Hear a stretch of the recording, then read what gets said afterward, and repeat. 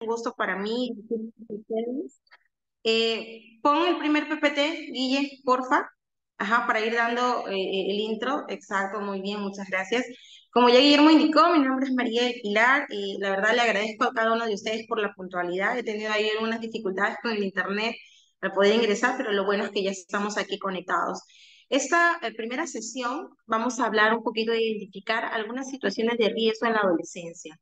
Pero quiero entrar un poquito explicando, ¿no? Sabemos ya, ustedes son padres de adolescentes, que la adolescencia es una etapa bastante complicada. Todos hemos sido adolescentes, todos hemos pasado por esta etapa y justamente la adolescencia es esa etapa en la que se adolece, ¿no? En la que se sufren muchos cambios, cambios cognitivos, cambios emocionales, cambios mentales, cambios también sociales, ¿no?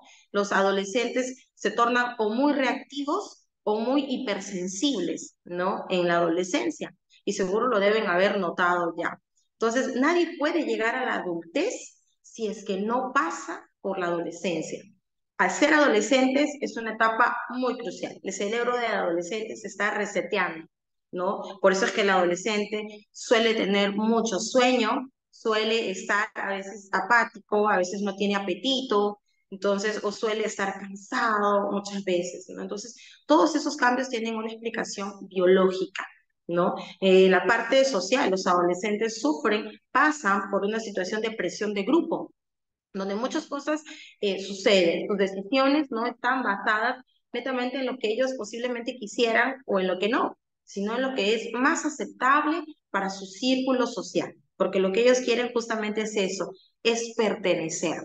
Entonces, también hay situaciones en las que la familia ejerce una gran presión para los hijos, ¿no? Porque ya crecen y ellos asumen roles de responsabilidad, muchos de ellos que están al cuidado de los hermanos pequeños.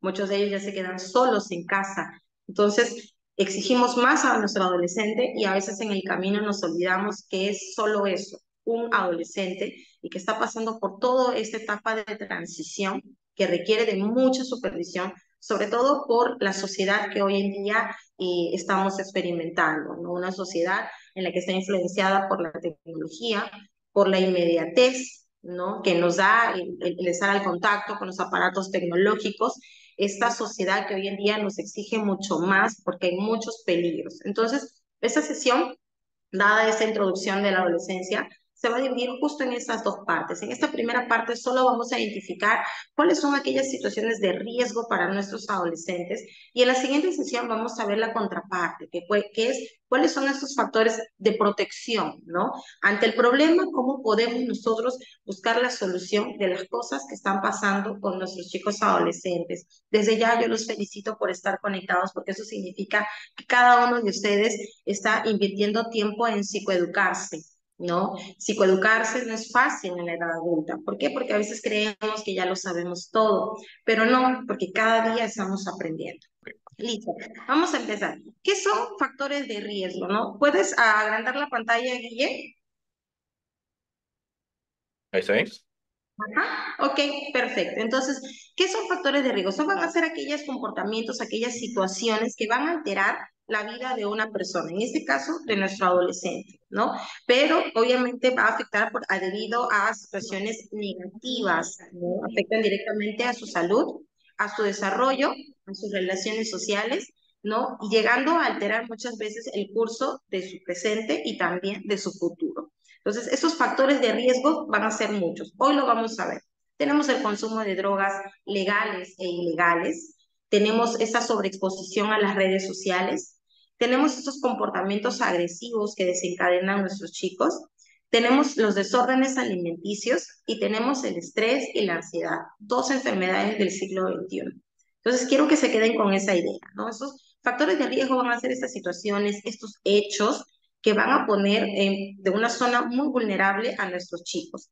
Estas situaciones de riesgo ahorita las vamos a analizar de manera externa, quiere decir que pasan alrededor de la vida de nuestros hijos, pero también hay situaciones de riesgo internas, como por ejemplo los pensamientos negativos. Dale por favor el siguiente PPT, Guille. Vamos a empezar explorando el consumo de drogas legales o ilegales, ¿no? Cuando hablamos de drogas legales, pues conocemos la marihuana, el alcohol, tenemos el cannabis, tenemos inclusive la coca, el crack, ¿no? Son drogas, perdón, ilegales. Cuando hablamos de drogas legales, hablamos como el alcohol, hablamos como el tabaco, inclusive los fármacos que son recetados, ¿no? Que hoy por hoy se está dando mucho el consumo de clonazepam. Entonces, por un lado, hablamos de drogas que están reglamentadas, entre comillas, por el Estado, supervisadas, entre comillas, por las farmacéuticas, supervisadas, entre comillas, por los médicos, y te hablamos, por otro lado, aquellas drogas ilegales, pues que están justamente a diestra y siniestra y no tienen esa supervisión que se requiere, ¿no? ¿Y por qué digo entre comillas? Porque muchas veces esas drogas legales, ¿no? Socialmente aceptables, son las que más hacen daño, porque es un daño silencioso, ¿no? A las demás drogas nosotras las conocemos y ya como que las hemos vetado. Pero, ¿qué pasa con esas drogas que son legales y no estamos supervisando el consumo que se está dando en los hijos? Vamos a ver cuáles son aquellos síntomas que los chicos están teniendo y cómo nosotros como padres podemos identificar si posiblemente mi hijo es un consumidor. ¿No? Es importante tener en cuenta estas alertas, ¿sí? Por ejemplo, si mi hijo adolescente se empieza a aislar, se muestra muy deprimido, y es importante tener en cuenta esta palabra, ¿no? Deprimir no es igual que estar triste, hay que tenerlo muy en cuenta, ¿no? Todos pasamos por un periodo de tristeza, pero cuando ya hablamos de depresión, hablamos de una tristeza profunda, en un tiempo prolongado, hablamos de como un diagnóstico psicológico más de 6 meses. Entonces, muchas veces así se utiliza el término, es que mi hijo está deprimido. La pregunta es, ¿está deprimido o está triste? ¿No? Que son dos cosas distintas. Entonces, aquí hablamos, cuando vamos a detectar a un posible adolescente que pueda estar involucrado en un consumo de drogas legales o ilegales, normalmente su comportamiento va a ser de aislamiento, de depresión, de cansancio, y se va a ver mucho en el descuido del aseo personal. Adicional a eso, viene acompañado de que se va a comportar demasiado, con un comportamiento muy hostil, va a estar muy a la defensiva, va a dejar de cooperar en casa, va a tener algunas amistades, ¿no? Que no aparentan ser amistades que, pues, gozan de una buena salud mental o una buena salud física también. Lo vamos a ver aparentemente. ¿Cómo? Cuando los vemos, cómo se visten, cómo habla y sobre todo cómo piensa, ¿no? Entonces, ahora, no va a querer nuestros hijos cuando salgan a la calle posiblemente decir a dónde van a llegar a altas horas de la noche, ¿no? Van a estar muy hiperalertas, hiperreactivos, cuando uno le va a preguntar o le va a cuestionar acerca de su día a día, de lo que han hecho, van a contestar de manera agresiva. Van a bajar definitivamente las calificaciones escolares, ¿no? Va a ser muy significativo que es más, hay ausencia escolar, no quieren ir a clases, o se tiran, como se dice la clásica, ¿no? La pera, no van a clases, empiezan a mentir, el dinero en casa empieza a desaparecer, ¿no? Entonces vemos un cambio drástico con los signos y síntomas que están experimentando nuestros chicos. Posiblemente, si somos en casa unos padres que observamos, que escuchamos, que atendemos, nos vamos a poder dar cuenta de una u otra manera, ¿no? Ahora, ¿cuáles son las consecuencias de no brindarle ayuda oportuna a los adolescentes que están experimentando esta situación? Que, ojo, esos son signos y síntomas que nosotros podemos notar. Pero ahora, ¿de dónde viene que mi hijo, que mi hija recurra a las drogas, ya sean legales o ilegales, para poder sentirse mejor? ¿De dónde viene? Viene de problemas en casa, viene de traumas no superados, de miedos, de inseguridades, de baja autoestima, de una mala influencia social, ¿no? Pero vienen de un lugar. Identificar de dónde viene, por qué mi hijo tiene que llegar a consumir drogas es importantísimo. ¿Por qué? Porque en una situación en la que mi hijo, mi hija está metida en drogas, el primer paso obviamente es la desintoxicación. Eso es lo primero. Sin embargo, luego viene identificar por qué tiene que recurrir, ¿no? A algo externo que ingresa a mi cuerpo y que altera toda mi composición cognitiva. ¿Por qué? ¿Por qué necesito esto? Necesito estar más alegre, necesito encontrar calma, necesito olvidarme de los problemas, ¿no? Entonces, necesito encajar en un lugar. Entonces, por eso se da el consumo de las drogas ilegales, porque obviamente lo hago escondida. Y de las legales, como son más aceptadas en la sociedad, tratamos de normalizarlo. Y en nuestra sociedad se normaliza mucho que un adolescente de 16, 17 años que ya va a una fiesta o hasta de 15 pueda tomar alcohol, pueda fumar. Y cuando hablo de fumar, hablo, por ejemplo, no solamente del cigarro, hablo también de los vapes, ¿no? Y también el consumo de las pastillas. Por ejemplo, yo sé que en mi casa mi mamá o algún familiar está tomando clonazepam para poder descansar bien porque tiene una situación. Entonces yo fácilmente veo cuál es el efecto, me instruyo. Hoy en día se está dando hasta retos de clonazepam, ¿no? ¿Quién, por ejemplo, la última noticia que salió fue quién está despierto después de tomar el clonazepam por más tiempo? Clonazepam es una medicación que te induce el sueño, ¿no? Entonces, que es recetado. Sin embargo, hoy por hoy, en las farmacias lo venden y no les interesa si tu hijo es mayor, si está con receta o es menor, si está recetado o bajo supervisión. Los venden y los chicos lo toman como un ansiolítico, ¿no? Para dormir, para poder encontrar calma, para encontrar paz, porque ya es una persona que viene pasando por diferentes dificultades. Entonces, no solamente es reconocer qué es lo que pasa con mi hijo, posiblemente puede pasar que está metido dentro de los consumos de drogas, sino de dónde viene esta situación. Entonces, el primer paso ahí es la desintoxicación, pero luego es un tratamiento terapéutico para poder ayudarlo, ¿no? Con esta problemática que él está sintiendo. Entonces, ¿cuáles van a ser las consecuencias del consumo de las drogas legales y ilegales? Va a ser que el consumo de esto va a afectar netamente la memoria. Nuestro hijo va a demorar en concentrarse y va a tener problemas en el aprendizaje, ¿no? Va a haber un alto riesgo de un infarto cerebral y también de sufrir trastornos neuropsicológicos. Es por eso que las personas que están muy expuestos al tema de las drogas, a los tóxicos, empieza a fallar, ¿no? El funcionamiento cognitivo. No funciona como, entre comillas, funcionaría una persona normal para su edad, ¿no? Por ejemplo, los retos académicos se le tornarían más difíciles. Ahora, va a haber una alteración total del estado de ánimo. Ellos van a estar más agresivos, más irritables, ya no van a querer hacer las cosas que hacían antes, ¿no? Aparte, cuando uno empieza a consumir, que sea de manera esporádica, si no lo detectamos a tiempo, esto se puede generar en una dependencia y ya hablaríamos de una adicción, ¿no? Que es lo que hoy por hoy está pasando con el tema de las redes sociales, que ahora lo vamos a ver más adelante.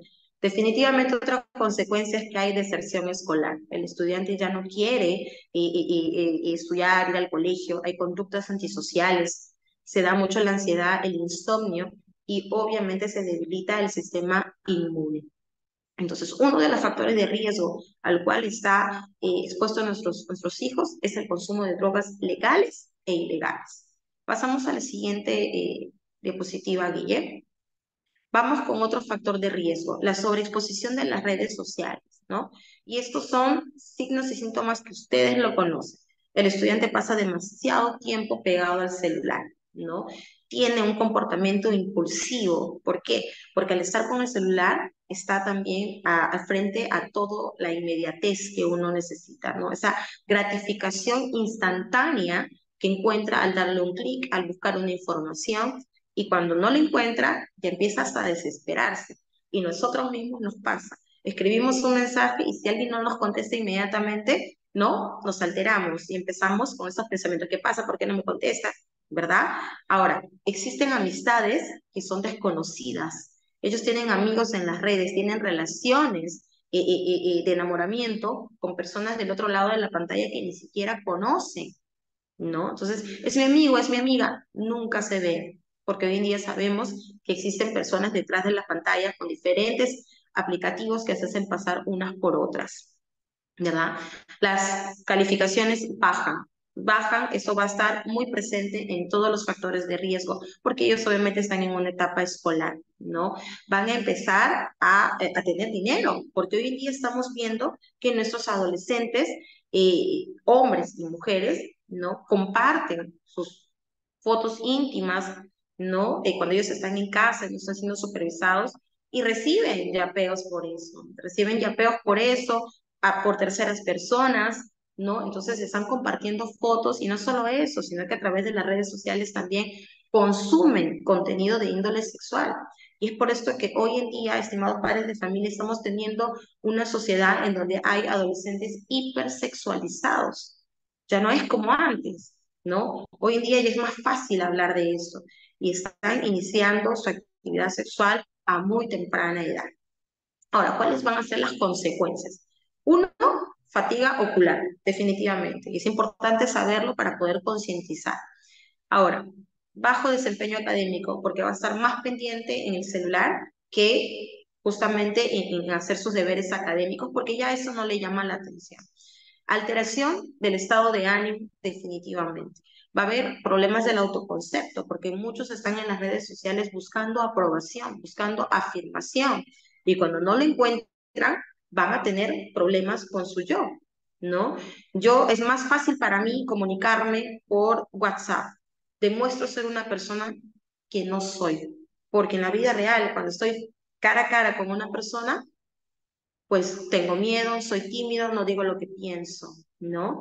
También va a haber deterioro cognitivo, va a haber dificultad de pensar, de recordar, de prestar atención, de regular mis emociones. ¿Por qué? Porque ya no estoy ejercitando lo que antes ejercitaba. Todo lo anoto por el celular.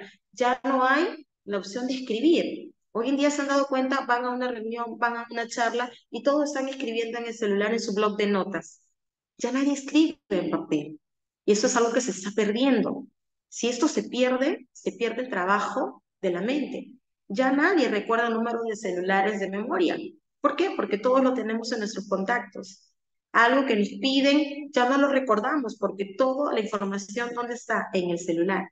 Y eso genera un deterioro cognitivo. Por eso hoy en día estamos viendo personas de 50 años sufrir de Alzheimer, ¿no? Entonces, estamos viviendo una realidad que definitivamente el tema de la sobreexposición en las redes sociales nos está demostrando. Y no solamente eso, sino también que ellos van a tener relaciones sociales inadecuadas. Ya se está perdiendo, por eso hay hoy en día estudiantes introvertidos, estudiantes que muchas veces tienen miedo de hablar en público, tenemos personas que no saben establecer límites sanos.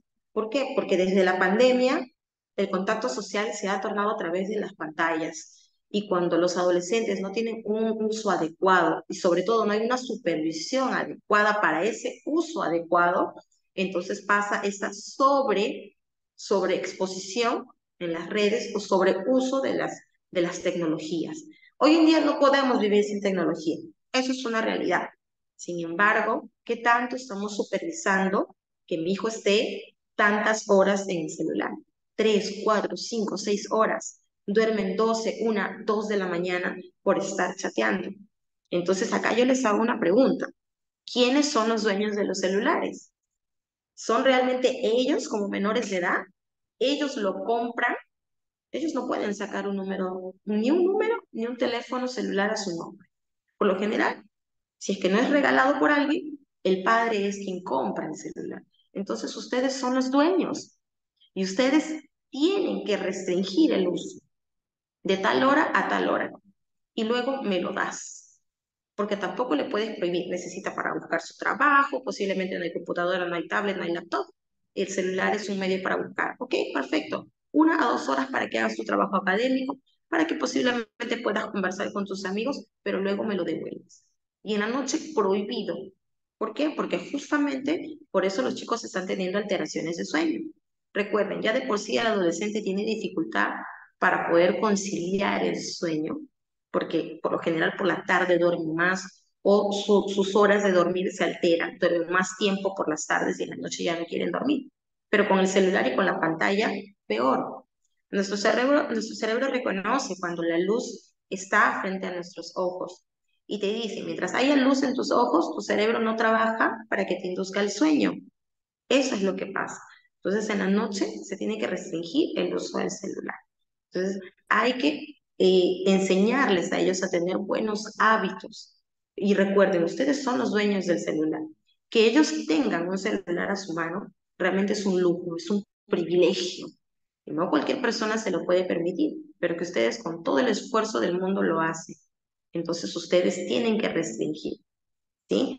Ahora, aparte de eso, Recuerden que una de las consecuencias van a ser que los chicos también puedan ser víctimas de extorsión, víctimas de ghosting, ¿no? Estas personas que aparecen, buscan estar con un adolescente, obtienen algo de ellos y luego desaparecen. Eso también empieza a generar ansiedad en los chicos, en las chicas. Empiezan a tener relaciones de enamoramiento con alguien que un día estuvo ahí y al día siguiente desapareció, ¿no? Entonces, y adicional a eso también hay consecuencias físicas. El estar todo el día así, y ustedes también seguro lo deben de saber, porque sé que algunos utilizan el celular para poder trabajar, es su medio de trabajo, pero el estar mucho tiempo así hace que esta parte de la columna también nos duela, ¿no? Y que estemos en esta posición va a generar problemas realmente de postura, ¿no?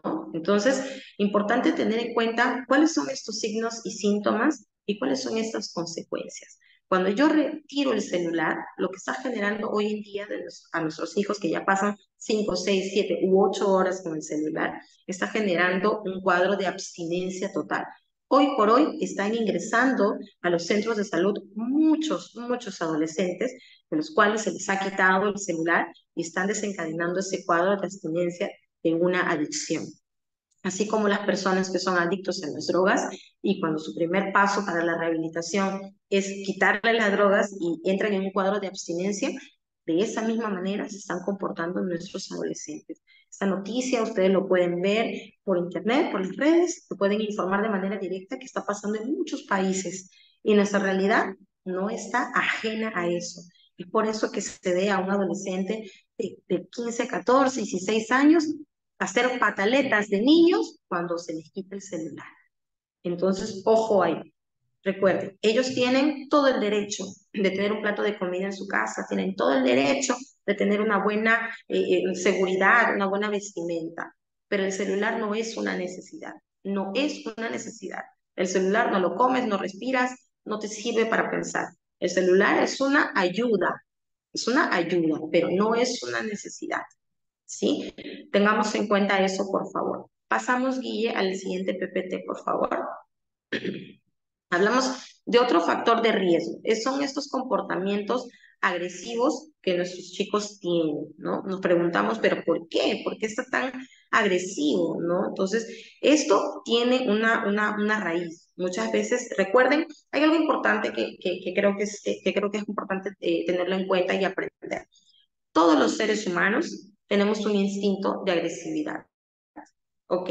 Una cosa es ser agresivo y otra cosa es ser violento. Entonces, todos tenemos ese instinto de agresividad porque es parte de la supervivencia, ¿no? Nuestro cerebro está diseñado para sobrevivir ante este mundo. Entonces, todos tenemos esa agresividad, ¿no? Pero cuando nuestros chicos tienen un comportamiento agresivo, es cuando esta agresividad que nosotros tenemos de manera instintiva no se está manejando de manera adecuada, ¿no? Y esto pasa muchas veces, ¿por qué? Porque hay estudiantes que posiblemente están siendo víctimas de bullying en el colegio.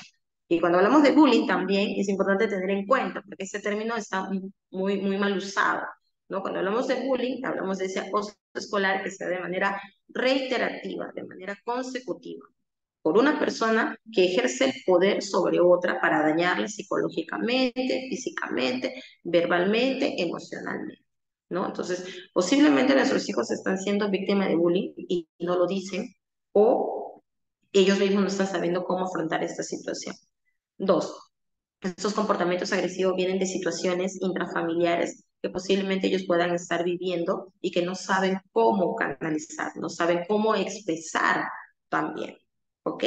Otro de los comportamientos agresivos que ellos puedan estar teniendo es la misma alteración de los cambios que ellos están teniendo en la propia adolescencia, ¿no? Yo ya empiezo a comparar mi cuerpo y si no me gusta y si no me agrada y si estoy insatisfecha con quien yo soy, con cómo me veo, voy a desencadenar estos comportamientos agresivos. ¿Y cómo se van a reflejar estos comportamientos agresivos? Se van a reflejar con el uso de palabras soeces, se van a reflejar con agresión hasta muchas veces física, cuando mi papá, mi mamá me llame la atención o un familiar.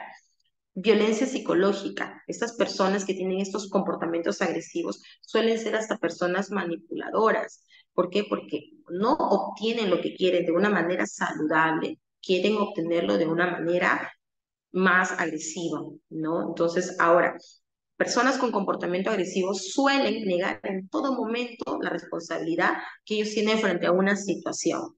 Van a culpar muchas veces de sus errores a otras personas. Lo último que van a hacer es aceptar que ellos tienen responsabilidad alguna. Otra cosa que ellos van a experimentar son esos arranques de arrebatos impulsivos. Coger algo, tirar, gritar, decir las cosas sin pensar.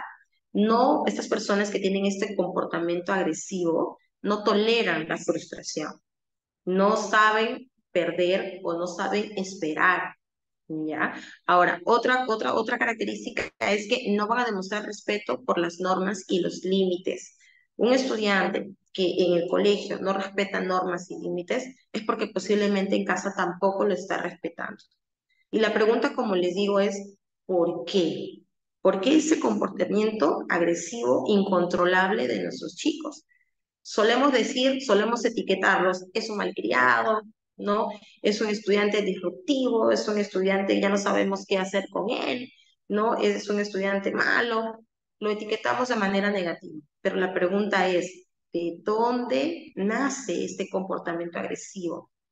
¿No? Hay que explorar de dónde, cuál es la problemática real, ¿no? Hay que ver más allá de la simple etiqueta de decir es un malcriado, sino hay que ver por qué ese estudiante desencadenó esta conducta, cuándo empezó todo, qué pasó, qué no estoy viendo, qué no estoy escuchando, ¿no? Entonces, ¿cuáles van a ser estas consecuencias que no se haga nada frente a una situación problemática de un estudiante con comportamiento agresivo?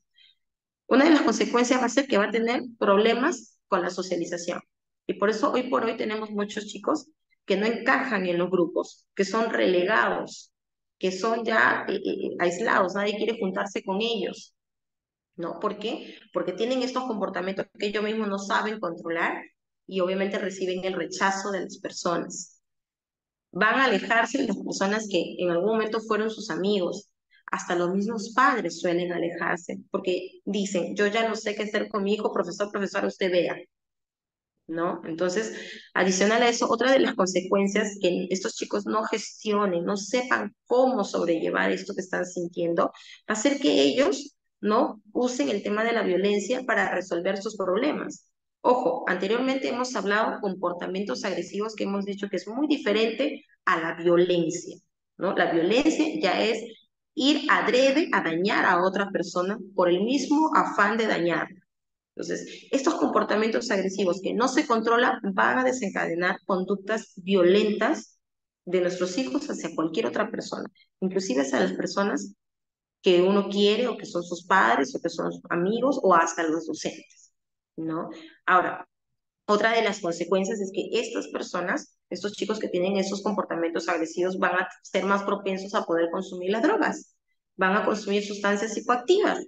¿Por qué? Porque justamente como no saben canalizar esto que están sintiendo, están siendo rechazados por la sociedad, no tienen un mal desempeño académico, no se sienten incluidos en un grupo, pues van a dejar de ir al colegio, van a consumir drogas, van a tener conductas antisociales, van a estar molestos, renegados de la sociedad y van a empezar a tener posiblemente, van a tener actos hasta delictivos, ¿no? Entonces, y también van a tener mucha dificultad para poder solucionar problemas de manera empática y asertiva. Y cuando les toque trabajar, no van a durar en los trabajos, ¿no? Los van a despedir posiblemente. ¿Por qué? Porque esto no se ha controlado. Hay algo que quiero que sepan, estimados padres de familia, que cuando hay una problemática con nuestros hijos en la niñez y no se ha sanado en la niñez, se va a reflejar siempre en la adolescencia. Cuando las cosas no se sanan en la adolescencia, se van a reflejar en la adultez. ¿Sí? Es importante que lo tengan en consideración. Siguiente PPT, Guillermo, por favor. Ujú. Vamos a hablar de los desórdenes alimenticios, ¿no? Acá hablamos de bulimia, acá hablamos de anorexia.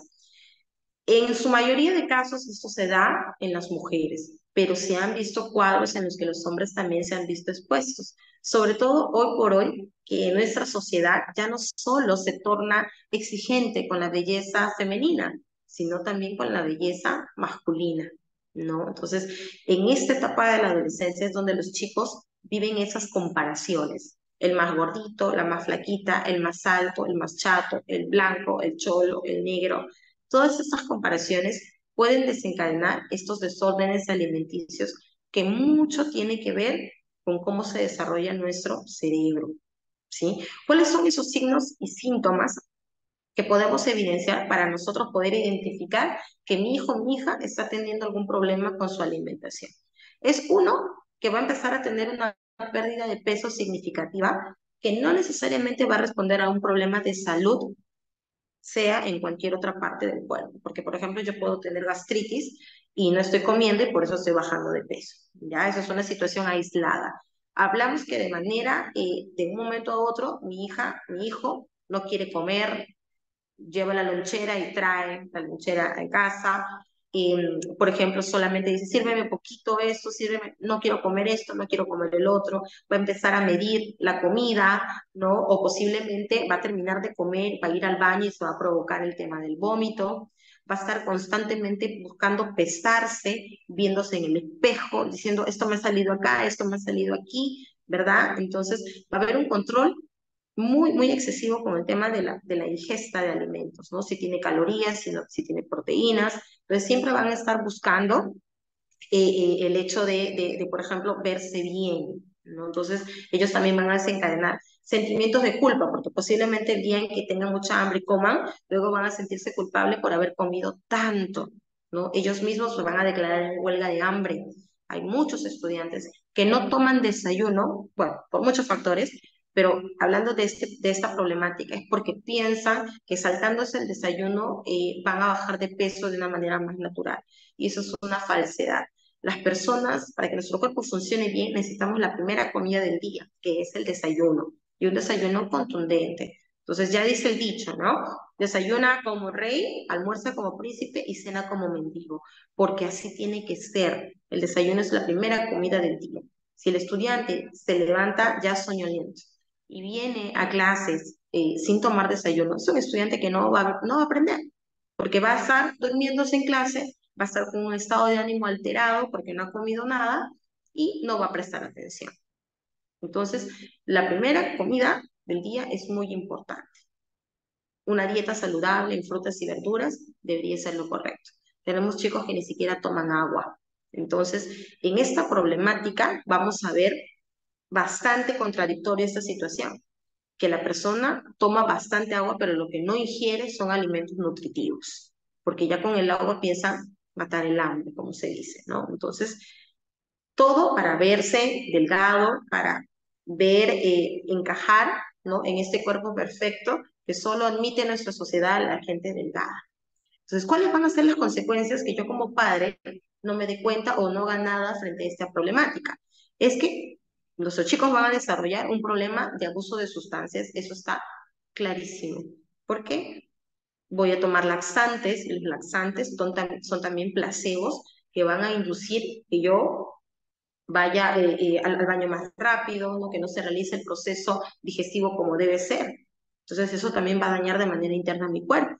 Va a haber posiblemente bastante padecimiento en el tema de la salud mental, porque al no ingerir la comida, que es el combustible para que mi cuerpo funcione, mi cerebro no va a trabajar de manera articulada, no va a funcionar bien. Las mujeres posiblemente con el paso de los años van a poder ser unas personas que van a ser infértiles, van a tener problemas de infertilidad, las personas van a tener ataques del corazón, va a haber insuficiencia renal, todo lo que es la parte biológica del funcionamiento del cuerpo se va a ver alterada, van a haber muchos riesgos de padecer otras enfermedades. Los desórdenes alimenticios vienen de la mano también con el tema de la depresión. Entonces, que es una enfermedad mental. Entonces, no solamente vamos a lidiar con este tema de la bulimia, de la anorexia, sino también con la depresión, ¿no?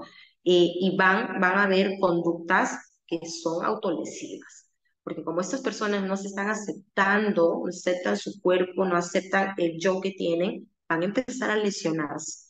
Entonces, hasta desencadenar muchas veces actos que terminan en el suicidio. Y efectivamente, al ver que ya su cuerpo está tan deteriorado, no van a querer ir más al colegio. Entonces, es muy importante, sobre todo es crucial, No solamente entender cómo funciona la sociedad hoy en día, sino cómo yo estoy nutriendo el autoestima de mi hijo, de mi hija. Todo empieza por la autoaceptación. Entonces, si en casa yo como padre, como madre, no estoy teniendo hábitos alimenticios saludables, mis hijos van a ver eso. Y por ende yo voy a ser el claro modelo y ejemplo de eso. Hábitos alimenticios que no son saludables, va a haber un sobrepeso, va a haber cambios en mi físico si yo no practico deporte y por ende, cuando empiece el tema de la comparación, no me voy a sentir a gusto conmigo misma. Hay cosas que hay que hacerle entender a los chicos. Ellos no pueden cambiar quiénes son porque ellos son el resultado biológico de papá y mamá. Si mamá es llenita, papá es llenito, posiblemente yo como hijo también vaya a ser llenito, pero soy un llenito saludable, soy un llenito que se quiere a sí mismo, se cuida y se acepta. Pues todo parte de casa. Si yo le digo a mi hijo, oye, estás gordo, y no me veo, porque yo tengo que verme para poder ser ejemplo de mi hijo. Y si yo veo que estoy teniendo hábitos que no son saludables, entonces, ¿sabes qué? Comamos mejor, ¿no? Vayamos a hacer ejercicio, metámonos en, en un régimen de dieta saludable, ambos, porque recuerden, yo soy el reflejo de mi hijo, no por lo que digo, sino por lo que hago, por lo que demuestro. Entonces yo no puedo tener esos calificativos para mis hijos, porque ellos se lo toman a pecho a esa edad, porque están construyendo su identidad. Si para un adulto a veces como que nos sentimos mal cuando alguien nos dice, no, oye, estás gorda, oye, mira tu rollo, oye, mira eso, estás panzón, ¿no? Si nosotros mismos nos, oye, ¿qué pasa, no? Entonces, imagínense un adolescente que está construyendo su identidad, que está queriendo encontrar un lugar, que está buscando el concepto de su persona. Estos comentarios dañan mucho. Entonces, no podemos controlar lo que la gente alrededor vaya a decir, pero si mi hijo tiene una buena autoestima, tiene una base sólida de amor propio, va a ser mucho más fácil que estos comentarios no dañen en mí y no generen estos comportamientos de desórdenes alimenticios. ¿Sí? Vamos a continuar, Guille, por favor, con el otro PPT. Ujú. Vamos a hablar aquí de las dos enfermedades del siglo XXI, el estrés y la ansiedad. Aquí me voy a detener un ratito para poder aclarar primero cuál es la terminología del estrés. ¿Sí? El estrés es una emoción. O sea, realmente nosotros necesitamos sentirnos estresados para funcionar. Ya sea que, por ejemplo, va a empezar una charla y tengo que estar puntual, ¿no? Para que vean que soy una persona que cumple lo que digo, ya sea porque, qué sé yo, voy a llegar tarde al trabajo y tengo que ir más rápido en mi paso. Entonces el estrés es bueno, el estrés eh, no es malo en sí como una emoción que nos permite estar alertas, ¿no? Pero sentimos estrés frente a una situación que nos puede generar el estrés. Pero cuando esta situación se va, nuestro cuerpo tiene que aprender a sentirse más relajado. Entonces, en ese sentido, hay dos tipos de estrés. El eustrés, que es el estrés bueno, el que me permite correr rápido cuando el carro está viniendo, ¿no? O que, por ejemplo, me permite acelerar mi paso porque sé que voy a llegar tarde a un lugar, a una cita. Y el distrés, que es el estrés paralizante, es el estrés que se mantiene todavía en mí después que la situación se ha ido en ese momento. Es ese estrés que ya, por ejemplo, el carro ya se pasó. Por más que corras 20 cuadras no lo vas a alcanzar. Pero ¿sabes qué? Tu persona sigues pensando, debí salir más temprano de mi casa, y ahora me va a pasar, y ahora me van a gritar, y ahora llegué, y llego, ¿no? Súper estresado e irritado. Entonces, ese es el distrés. El estrés que no ayuda, ¿ok? Ahora vamos con la ansiedad. La ansiedad es también una emoción. Nos vamos a sentir ansiosos cuando, por ejemplo, un profesor dice, ¿sabes qué? Voy a tomar un examen sorpresa el día de hoy.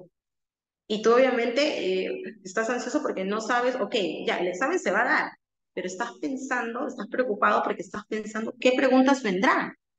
Hasta que no te dé la hoja o hasta que la hoja llegue a tu lugar, los chicos van a estar estresados, ¿no? Y nos pasa también a nosotros en nuestro trabajo.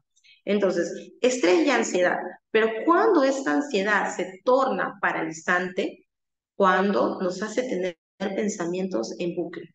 cuando nos hace pensar más en el futuro, ¿no? Cuando nos preocupamos demasiado. O sea, en vez de ocuparnos, nos preocupamos demasiado.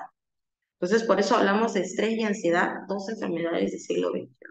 Parecen lo mismo, pero no son lo mismo, ¿sí? La ansiedad es esa preocupación excesiva al futuro. No pasa todavía, porque yo estoy viviendo en este presente, pero en mi mente ya pasó muchas cosas.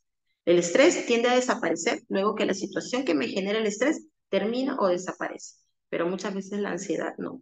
La ansiedad continúa ahí. Y ambas tienen sintomatología física y sintomatología psicológica. Entre las físicas vamos a tener dolores de estómago, tensión muscular, dolor de cabeza, respiración acelerada, sudoración, mareos, cambio en el apetito, problemas para dormir, fatiga.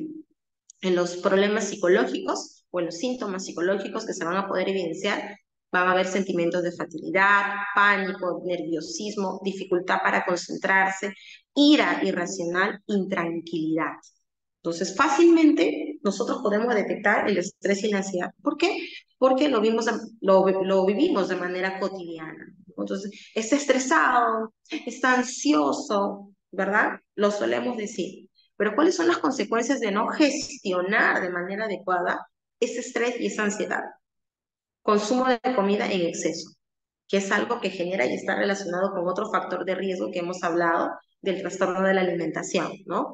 Cuando yo soy ansioso, empiezo a comer, no porque realmente tengo la necesidad de comer, ¿no? Que es una necesidad fisiológica, sino porque necesito descargar esto que estoy sintiendo. Entonces, muchas personas lo hacen con el tema de la comida. Muchas personas lo hacen con hacer las cosas de manera repetitiva. Cuando estamos estresados y ansiosos y no sabemos cómo gestionar esas emociones, vamos a sentirnos abrumados.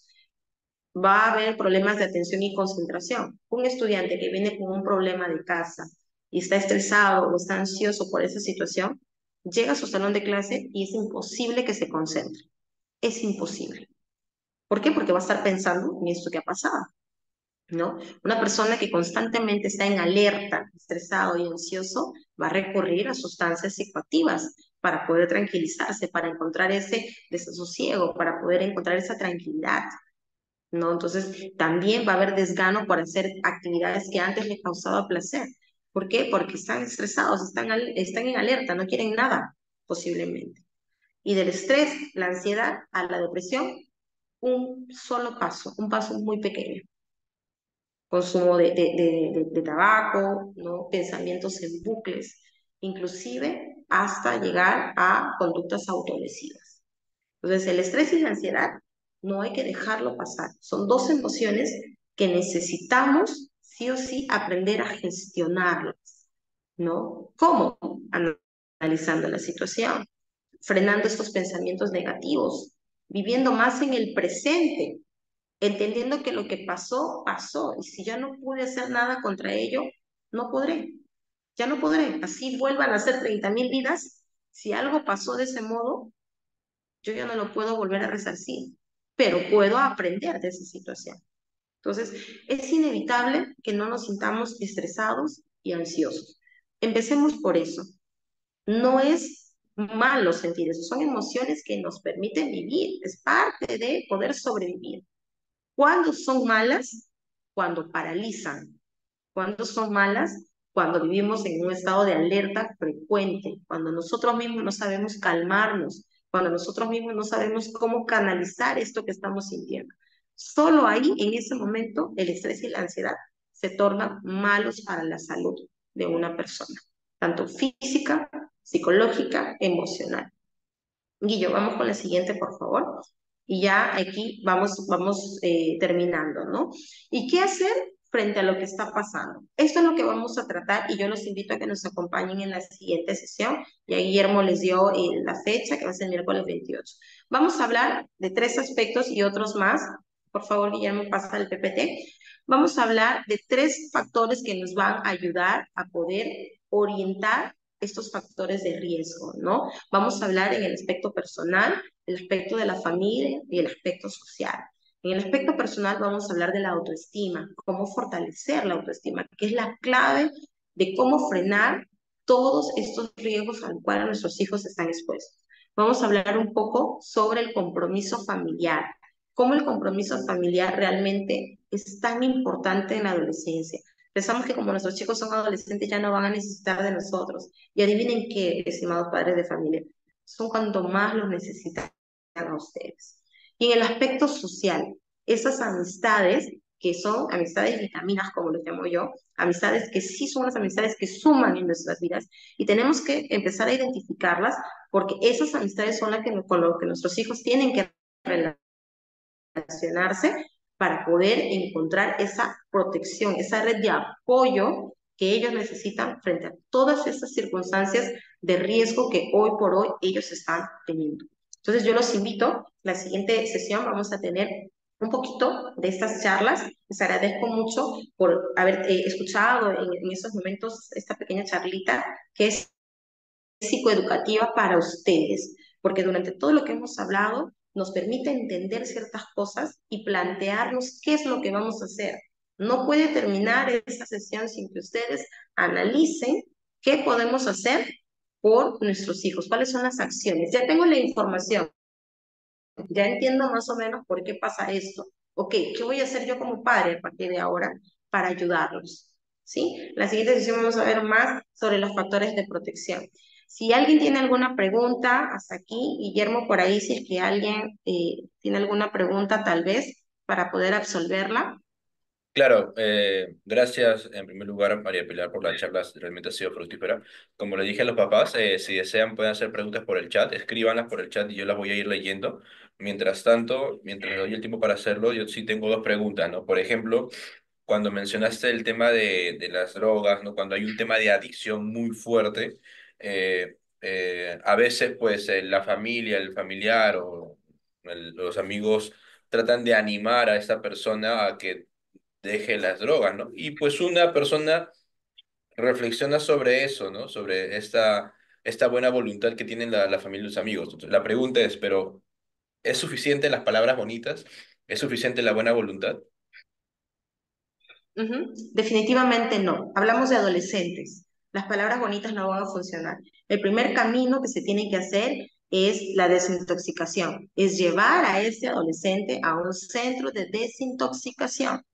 Luego de frenar el tema del consumo, se entra a un cuadro de abstinencia. Luego de esto ya viene el trabajo terapéutico, que es lo que se dice con los grupos de apoyo. Y ahí sí, las palabras bonitas y la fuerza de voluntad son dos cosas muy importantes para un proceso de rehabilitación. Ujú, muy bien. Ahora, también mencionaste el tema del celular. Pues me pareció muy importante cuando dijiste de que el dueño del celular no es el adolescente, sino es el padre de familia, porque en la mayoría de los casos el padre de familia es quien da el celular, ¿no? Compra el celular, ¿no? ¿Por qué lo menciono? Porque, no sé, de repente tú recuerdas, tanto como yo, pues hace 15 años, cuando apareció el boom de los celulares, se comenzó a estudiar la posibilidad de que el celular fuese una herramienta positiva para el colegio, ¿no? Había muchos estudios, ¿no? De que sí, efectivamente el celular es una gran herramienta y hay que utilizarlo en el salón y hay que sacarle provecho al máximo, ¿no? Pero hoy en día ya no es así. Hoy en día los especialistas dicen retiren el celular del colegio, retiren el celular de los hijos, de los adolescentes, ¿no? Y entonces de repente, no lo sé, en un adolescente, hacer un hábito con los padres, que los padres inicien este hábito de que antes de dormir ya todos el celular lo ponemos en una cajita, solamente que uno esté prendido quizás, ¿no? O uno esté al lado de un adulto responsable, ¿no? Pero todos los demás guardados en una caja fuerte, no sé. ¿Por qué? Tú y yo sabemos de que es normal, absolutamente todos los días, los adolescentes se quedan hasta las 2 3 de la mañana jugando, chateando o haciendo algo con el celular. Es inevitable, ¿no? Es inevitable. Y lo hacen a escondidas.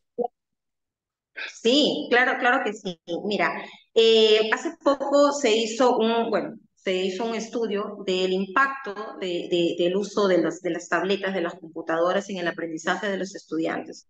Los resultados fueron catastróficos, ¿no? En los países del primer mundo ya están retirando el uso de las pantallas en las aulas. En otros países los estudiantes van a estudiar con su tablet, con su computadora, y eso es su material de estudio. Atrás quedaron los libros. Sin embargo, los países del primer mundo se han dado cuenta que esto ha generado un impacto negativo, nocivo en el cerebro de estos adolescentes.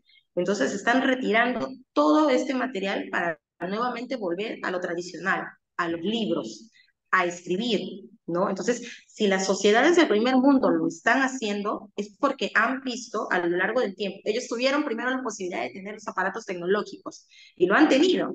Entonces, si ellos han visto estos efectos negativos y ahora están volviendo a la tradicional, ¿qué estamos esperando nosotros? Si estamos viendo que nuestros hijos están teniendo estos arranques impulsivos, ya no nos prestan atención por estar con el celular, se quedan justamente hasta altas horas de la noche y luego están teniendo problemas oculares que al final, ¿quién gasta?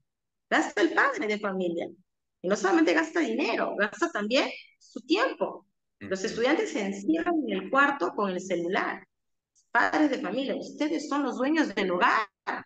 El hijo tiene que aceptar lo que el papá diga porque está viviendo bajo tu yugo. Tú los mantienes. Mientras están en tu casa, tú eres el dueño absoluto. Pero, pero siempre es bueno generando esto un diálogo, explicándole el por qué. Por eso ustedes el día de hoy están aprendiendo más cosas de las que ya saben, ¿no? Entonces, mi hijo se encierra en su cuarto con su celular, perfecto. Yo voy con un destornillador, le quito la puerta, pierde la privacidad, pierde la privacidad total. Con todo respeto, hijo, esta casa me pertenece, yo soy el dueño. Te he tocado la puerta una, dos, tres veces. No me respondes, no me contestas siendo yo el dueño, entonces yo como dueño me veo en la autoridad de quitar la puerta. Pierdes tu privacidad.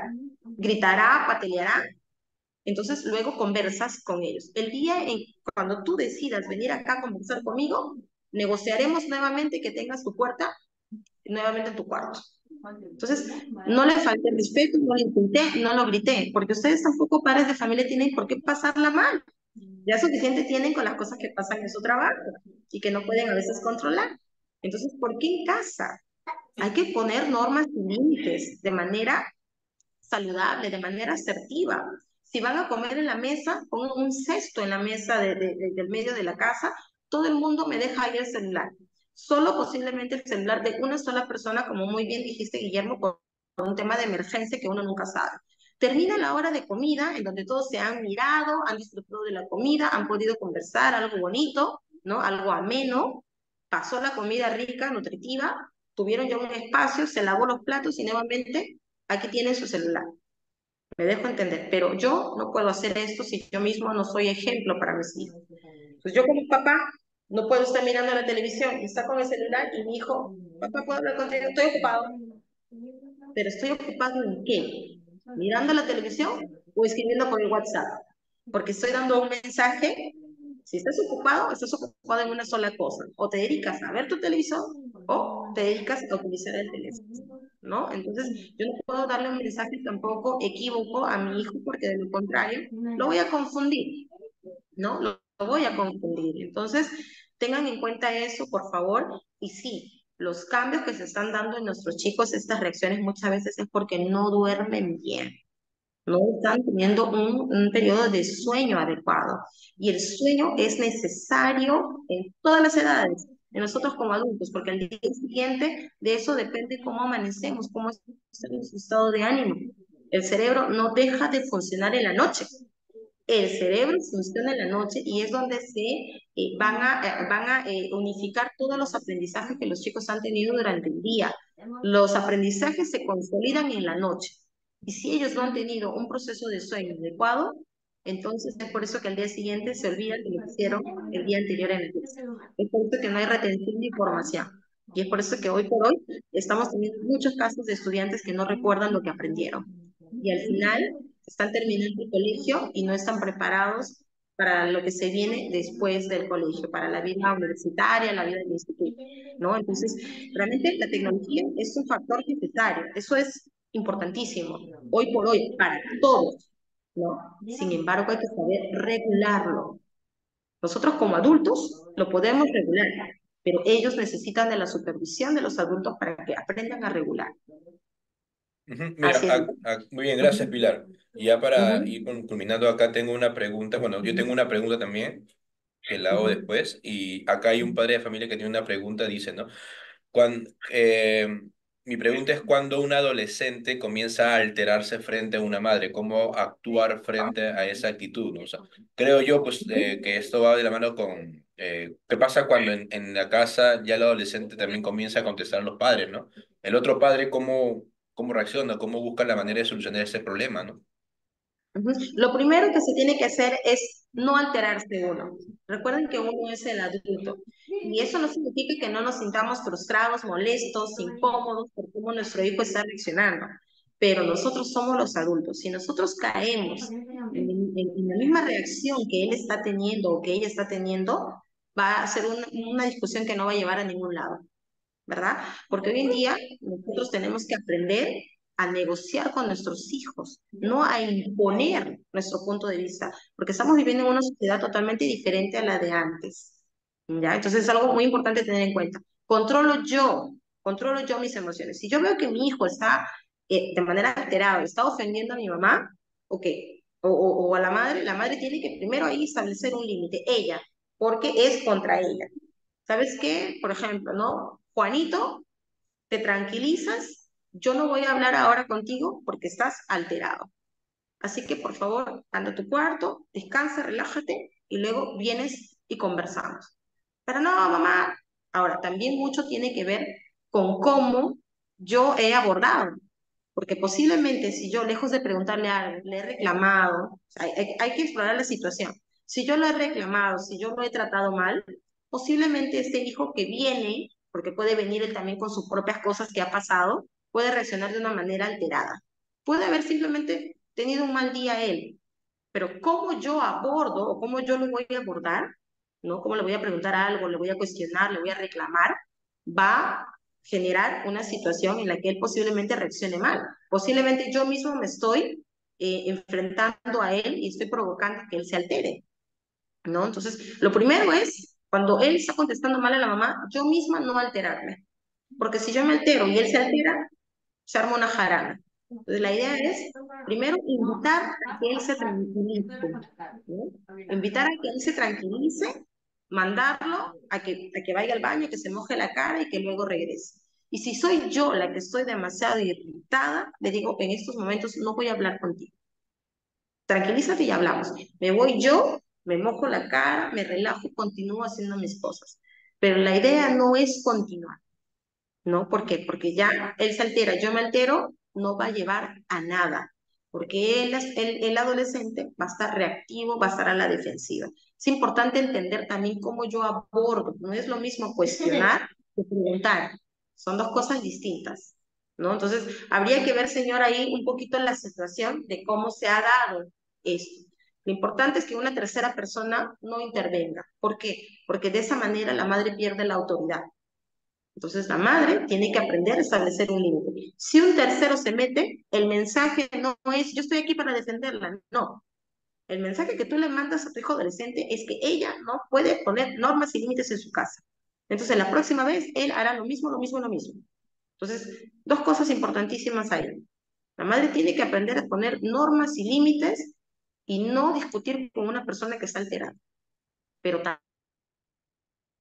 aborde. ¿Me dejo entender? No es lo mismo cuestionarlo que preguntarle. No es lo mismo por qué has llegado tarde el día de hoy que decir toda la vida llegas tarde, ¿qué tienes? Son dos cosas distintas, ¿no? Entonces, una cosa es preguntar, pero si yo pregunto y él se altera, entonces estoy en la posición de decirle, yo no te estoy gritando, te estoy preguntando, tranquilízate, mamá, pero tú, no, tranquilízate y hablamos. Ajá, pero si yo estuve también alterada, yo hablo con ese lenguaje, ¿cómo espero que mi hijo no me conteste de la misma manera? ¿No? Claro. Entonces, importante tener eso en cuenta, Guille, ¿sí? Ujú. Sí, y bueno, volviendo al ejemplo del caso de la puerta, ¿no? Que tú dijiste, ¿no? O sea, en realidad no es un capricho quitar la puerta, sino que previo ha habido un contrato, una negociación entre el padre y el hijo. Bacán, ¿quieres tu privacidad? Te doy tu privacidad, pero hay que cumplir esta regla, ¿no? Se duerme a las 10 de la noche y no se utiliza el celular y se come toda la comida, ¿no? Pero si tú rompes una de las reglas, ya automáticamente te quito tu privacidad y retiro la puerta, ¿no? O sea, ha habido un contrato de por medio, no es un capricho, no es una locura mía de papá, ¿no? Claro, ha habido una negociación previa. Como les digo, no estamos en los tiempos de antaño. Yo sé que en los tiempos de antaño yo fui educada así y supongo que tú también. Con una Ujú. mirada, nuestros padres nada más nos ponían nuestro estate quieto. Pero hoy por hoy no es así. Hoy por hoy esa conducta genera que nuestros hijos se rebelen. Entonces tenemos que ser más estratégicos, tenemos que ser más inteligentes nosotros. Entonces ellos no nos van a ganar. ¿Por qué? Porque ellos están en una etapa formativa. Y el día que ellos sean padres, verán cómo educan a sus hijos. Pero mientras ellos están bajo tu yugo, tú tienes que saberlos educar. Con amor, con respeto, pero siempre con firmeza. Entonces, sí, previamente tiene que haber una conversación, una negociación, escríbanlo con papel, fírmelo, péguenlo en un lugar visible. Si él falla en una de esas, obviamente pierde los beneficios. Recuerden, hay cosas que son necesidades básicas y si ustedes como padres cumplen, los felicito. Pero el celular, los caprichitos, eso no es una necesidad. Eso es un lujo que ellos tienen, que ustedes con mucho amor se lo dan y ellos tienen que aprender a valorar. Y si no lo valoran, pues entonces no lo merecen. Sí, importante que lo tengan en cuenta. Guillermo, muchísimas gracias. Gracias Ujú. a cada uno de ustedes, queridos padres. En el último PPT, Guille, Ah, está, no ya. sé si lo puedes escuchar, Sí, sí, sí. está mi número telefónico, ¿no? Para que puedan tal vez hacer alguna consulta. Está también, si pueden entrar a la página de Instagram, de Facebook, para que puedan, comparto bastante contenido sobre, ¿no? Al psicológico, que les puede ayudar bastante. Cualquier consulta que puedan tener, también ahí está mi correo electrónico, con mucho cariño les puedo absolver algunas dudas, ¿no? Mi nombre es María del Pilar, soy psicóloga educativa, estoy aquí para ayudarlos, servirles. Ya nos estamos viendo en la siguiente sesión. Muchas gracias, Guillermo. Gracias a ti también, María. Nos vemos entonces el miércoles 28. 28, ¿sí? Ujú. Ah, ok. Bien, Ah, gracias ok. con todos y nos vemos hasta la próxima oportunidad. Hasta luego, buenas noches.